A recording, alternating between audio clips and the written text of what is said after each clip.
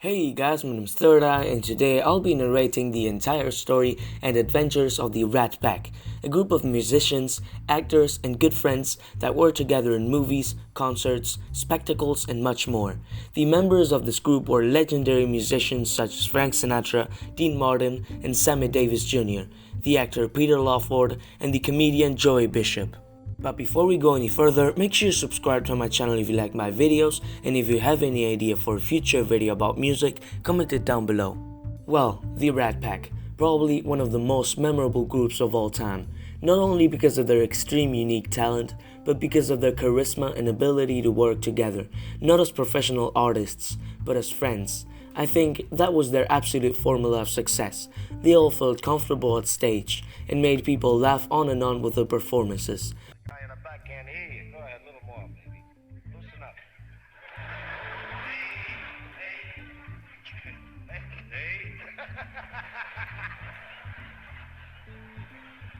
You may be my leader, but I'm gonna punch you right in your mouth.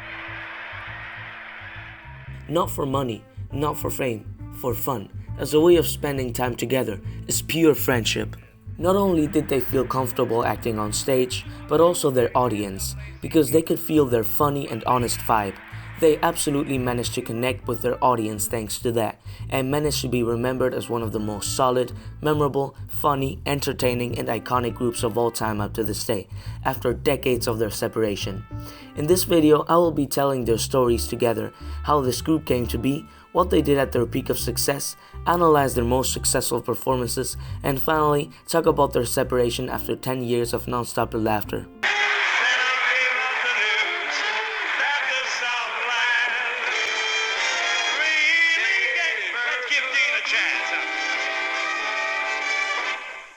Shut Safe? Safe? Am I safe? I'm safe. Stuck it in the horse. Horse it in a not stuck it.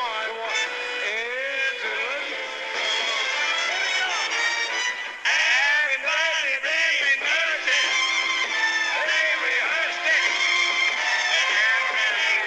They gave us something to do.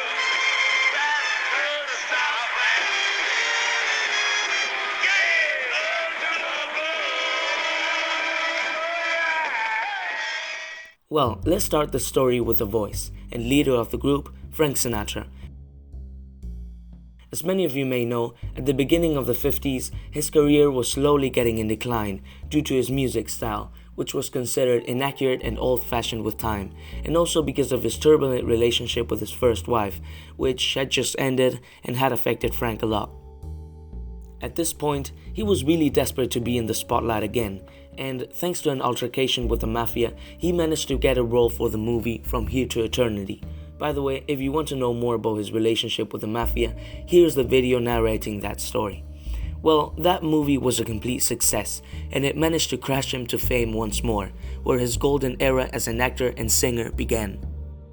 After that, he started investing money into various projects, such as the Sands Hotel, a famous casino in Las Vegas which belonged generally to the mafia. There, you could not only gamble, but also contemplate the performances from your favorite artists. There, he performed some spectacles, and also made very dangerous and close friendships with the gangsters. On the other hand, we have Dean Martin. How did he end up in this group? Well, him and his friend Jerry Lewis were very famous comedians in America since the 40s.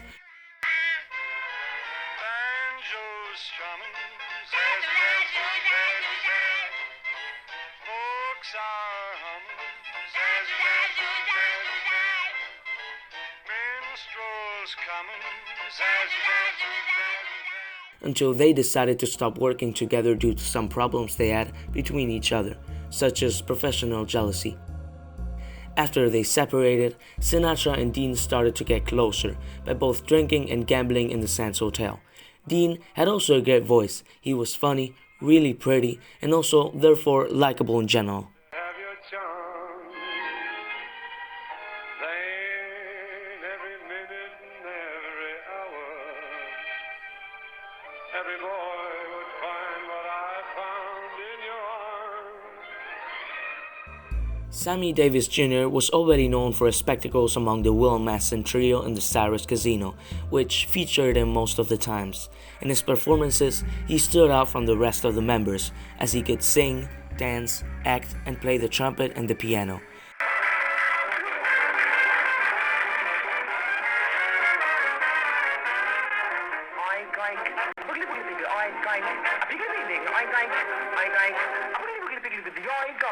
Through this immense showcase of talents, he came across Frank Sinatra, and they became close friends. At this point, Frank decided to create a group of interpreters, with which he had various projects in mind. This marks the beginning of the Rat Pack, originally only Frank, Sammy, and Dean. After their first performances, which were a moderate success, Frank realized he needed a fourth member, this time a humorist for the group. Joey Bishop was really famous at that time and stood out from the rest of humorists because of his charisma and public performances. Sinatra was also familiar with Bishop at that time, so they came closer and Bishop decided to enter the group. The last member to join the group, Peter Lawford, was already familiar with Sinatra as he had a close friendship with Peter's wife. Peter was extremely famous at that time because of his role in the Little Women movie. He was perceived from the public as a young, aspiring actor who wanted his name to be remembered in Hollywood. I'd like to see anyone try it. Would you?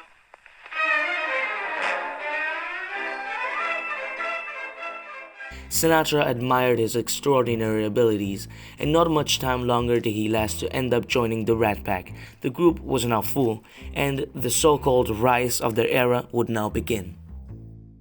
They went together to Las Vegas in order to perform several spectacles in the already known Sands Hotel, and it also coincided with the filming of their first professional movie, Ocean's 11.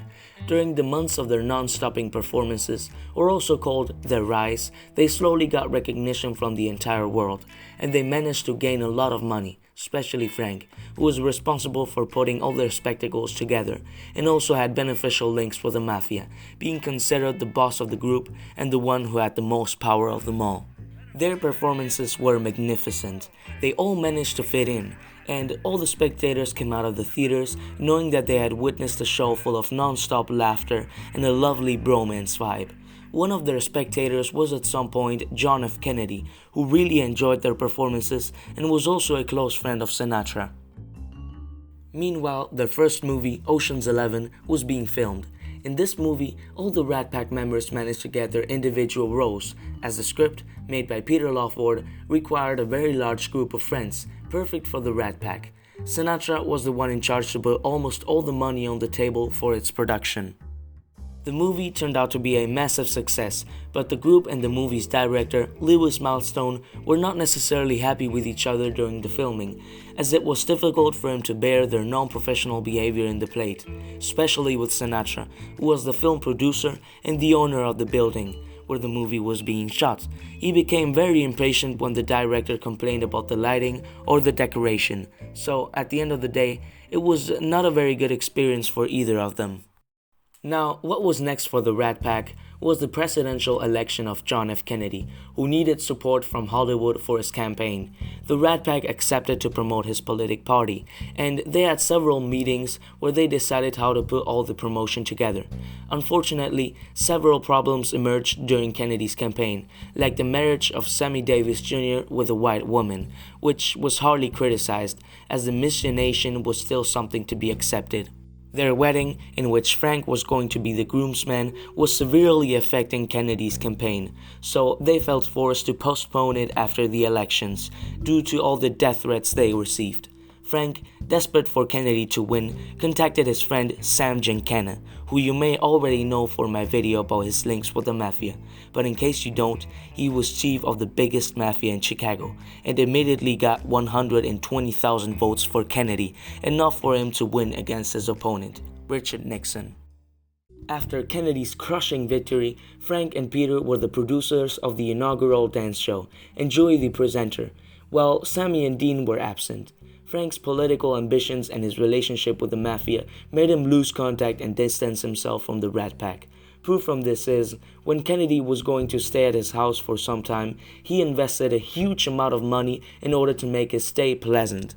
But right after Kennedy's visit, John Edgar Hoover, director from the FBI at that time, discovered Frank's involvement with the mafia during the presidential election.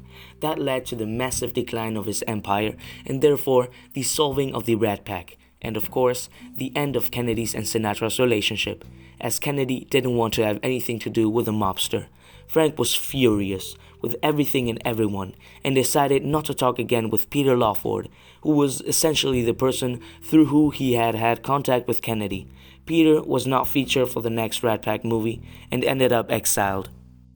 Sinatra had more problems with the mafia later on, as he could not have contact with Kennedy anymore. The mobsters could not benefit from him, and that meant the end for Giancana's and Sinatra's relationship. As many of you may know, he also had to give up his hotel Cal Neva in Nevada because of the reasons told in my video about his links with the mafia. To avoid any more problems, he decided to sell almost all his businesses to Warner Brothers, Cal Neva, his label, Reprise Records, and the Sands Hotel. Literally the place where the Rat Pack did all the performances. Sold. Frank Sinatra was completely disappointed because everything had started to crumble. After this horrible chapter, he didn't want to act with the Rat Pack anymore. He was not interested. Sadly, the world never got to see a huge farewell or goodbye of the Rat Pack. They just solved over time. And by the year 1963, their separation became public once for all. All the laughter and good times while they were on the peak was over, and they all decided to go their different ways.